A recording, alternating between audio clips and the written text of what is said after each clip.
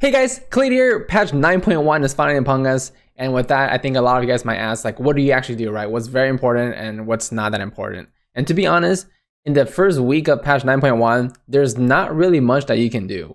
Everything kind of unlocks on the second week of the patch, right? You got your Mythic Plus, you got your second season PvP, you got the raid, the mega dungeon. That's all coming the week afterwards. So what can you actually do the first week? First thing, the most important one is realistically, as with any new patch, go through to Orables right here, right? There's going to be this quest line, pick it up, and it's going to send you to a new zone. Just keep doing it. Get as much soul centers as you can. Whatever quest gives you that, do it. Get as much rep as you can. And that's going to be the main focus of this initial week, right? The second thing you can do is getting ready for some of the stuff that might come along. And realistically, in my opinion, there's two things you can get ready for. One is gear, right? So, and that includes your legendary. The big thing with legendary, you have to pay attention to this new mechanic in the raid that's going to drop you these pieces of gear, right? That's going to give you domination stock and gear outside of the raid.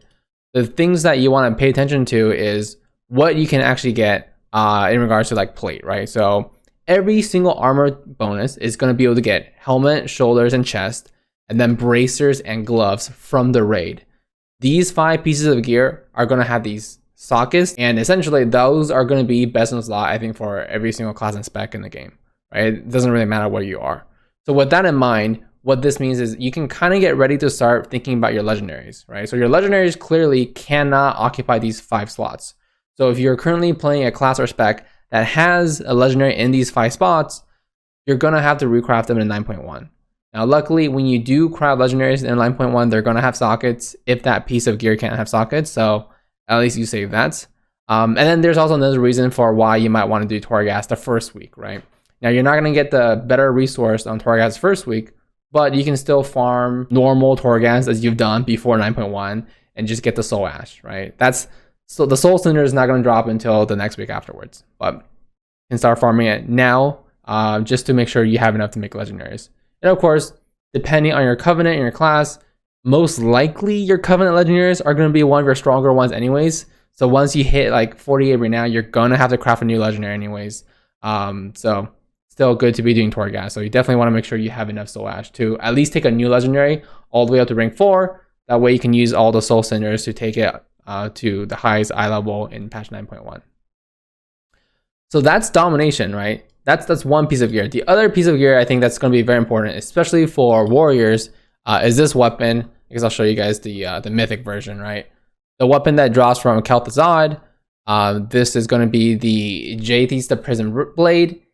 It's going to end up very, very similar to Gatiku, and it's probably going to just be the best in slot because it has a equip where you'll have a chance to deal damage and also grants you a large amount of strength once you feed it enough weapons.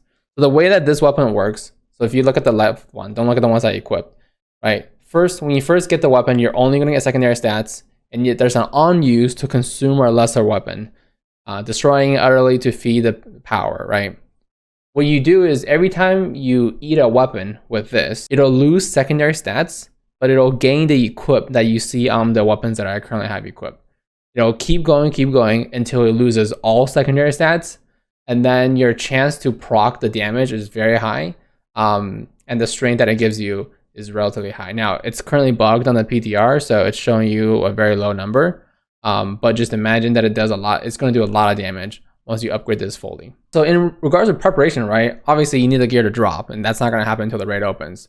But what you can do to prepare for this is get weapons to feed it. Now, currently on the PTR, you can feed it one-handed weapons, and it works. The reason why that's important is a lot of the currencies that we have, you can use currency to buy weapons, right? So what else is also going to be resetting what you can the first week. So Valor and Conquest is not going to reset right when 9.1 hits. You're still going to have them, but they will reset when the second week comes. So unless you want the gold, you really want to be spending your Valor and your Conquest right now, this week. And realistically, if you're going to buy anything and you don't need it, just buy one-handed weapons, right? That way you can have easy feeders into this weapon when you eventually get it. So that's very important. And then that's also something you can also be doing the first week. Now, honor is not going to reset at all. So you can just farm it. And then if you have excess honor, buy one-handed weapons. But just get as much honor as you can, right? Because you might as well get honor now while there's low amounts of things going on, than have to farm honor to try to get some weapons to feed it, right? Once the actual raid comes out. So those, I would say, are like 2 things you can actually prep for. Making sure you have the legendary in the right slot so it doesn't take the same slot as a domination socket. And 2 is getting enough weapons to feed your eventual weapon that you're going to be using for the entire patch, right? So that's most likely going to be this one. And then the last thing is just to do, as high of a Mythic Plus as you can, because the higher the Mythic Plus that you do this week, the higher your key is going to be in the following week when the season actually comes out, right? So now it is going to drop a lot of levels, but if you're not doing anything, just do a Mythic Plus high one now, so that way you spend less time trying to push a key up during the week when the raid actually comes out.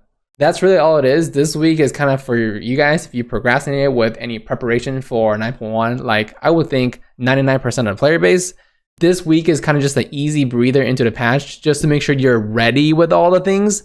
And then next week is when the real content actually hits.